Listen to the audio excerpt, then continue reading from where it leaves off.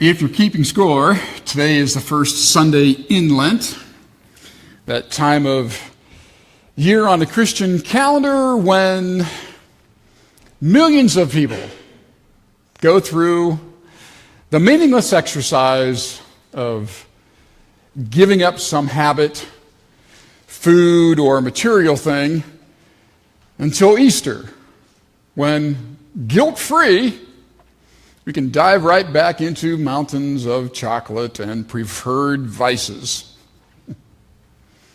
Okay, that's not the official definition of Lent, but let's face it. How many of us spend the next 40 days, not including Sundays, denying ourselves the many temptations of this world?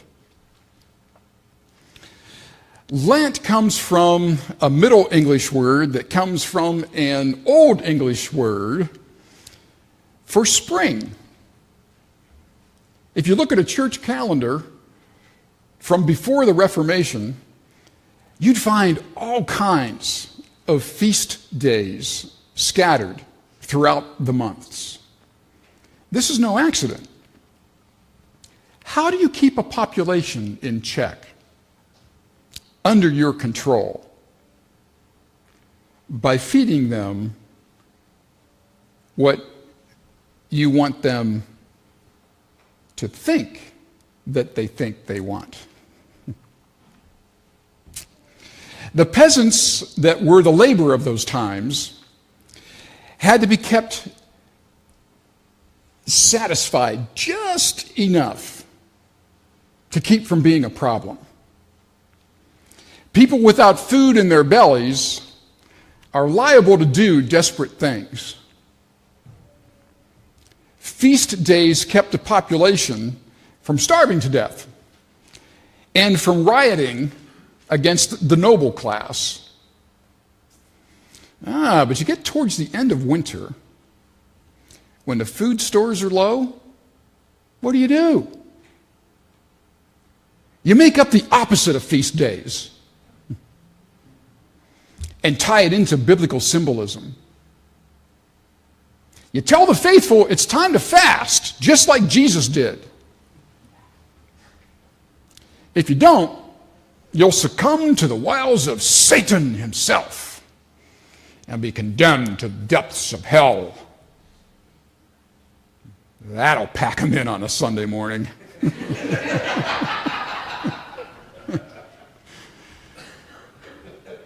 Jesus spends 40 days in the desert.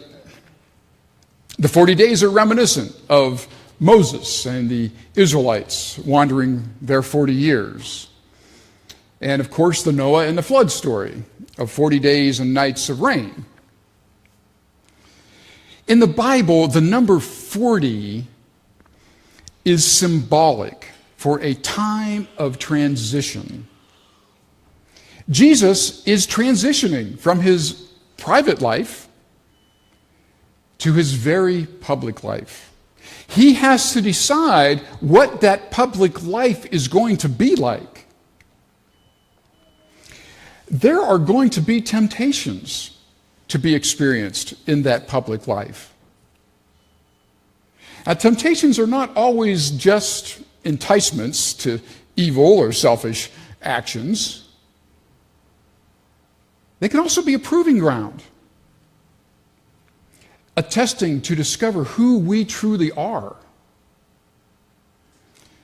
Now, the Greek word usually translated as tempted can also be translated accurately as test, try, or attempt. And the word translated devil literally means slanderer or accuser.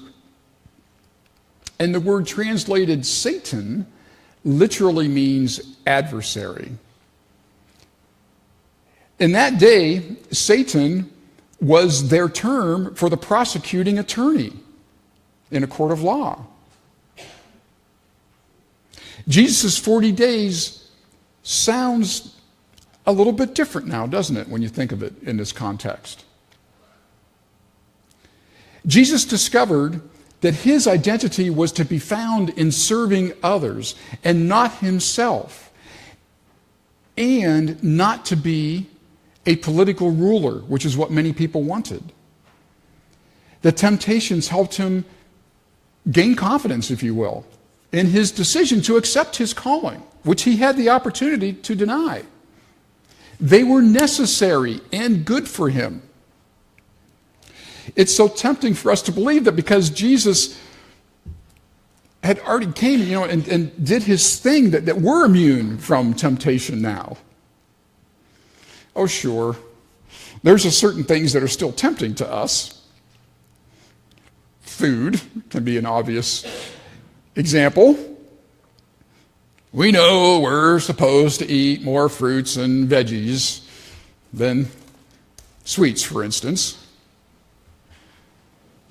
And that's why it's a well-known fact that when baking, it is okay to lick the spoon. Get all that sweet, sticky stuff off of there because there's no calories on that spoon. All the calories are on the baking sheet now. We know that. That's a fact. Food is not a temptation for some people. So we might be tempted to believe that we can't be seduced by, electronics, for instance. It's a well-known fact that when checking email or surfing our social media, that occasionally a friend or a relative, a coworker, will include a link to something that you just have to see. And well, since it will only take a minute, you go ahead and you watch the video of the kitten riding the pony and swatting at its tail while the pre-adolescent kid without a helmet crashes through the fence and the four-wheeler and then hurtles through the air and lands on the pony, which then takes off at full gallop and it runs through this hole in the fence and it runs across the newly poured cement on the neighbor's sidewalk.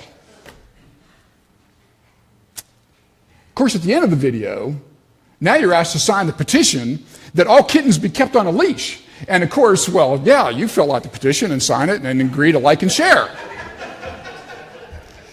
In the meantime, the dishwasher still needs emptied and the floor needs swept.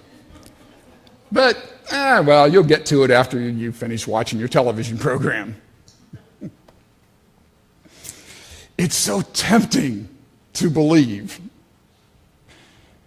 that we can rise above the temptation of things that are designed to pull us away from healthy relationships. It's tempting to believe that the more stuff our kids have and the more organized activities we make them do, the mentally healthier they're going to be. It's tempting to believe that finding God in the sunset has deeper meaning than finding Jesus in the person that has opposing political views. We are tempted to believe only the news that suits our notions. We're tempted to believe that elected officials will look out for our best interests.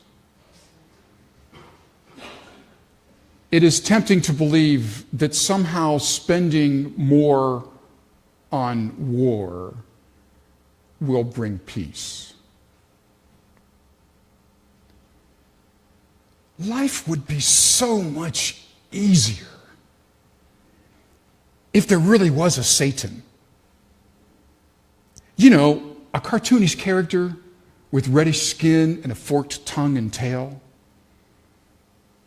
that is easily identified and therefore made obvious to be avoided.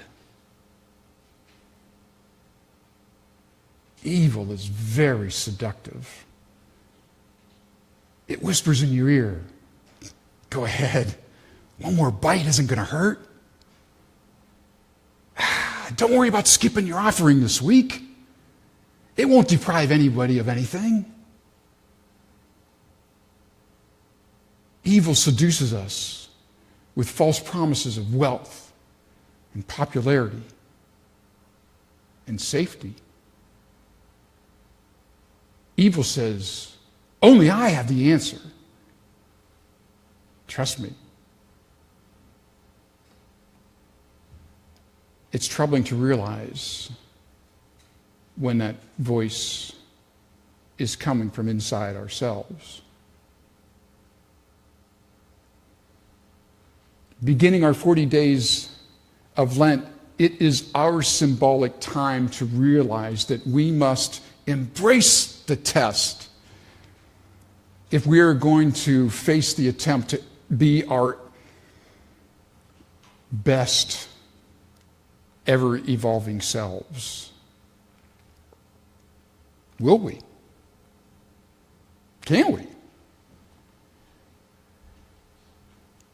Can we do better and pass the next test? Can we hush the voices of evil that say, trust me? Can we silence the voice of evil that says, you're too weak to make a difference in this world? Can we find our strength in that desert journey and follow the sound of God's voice? Amen.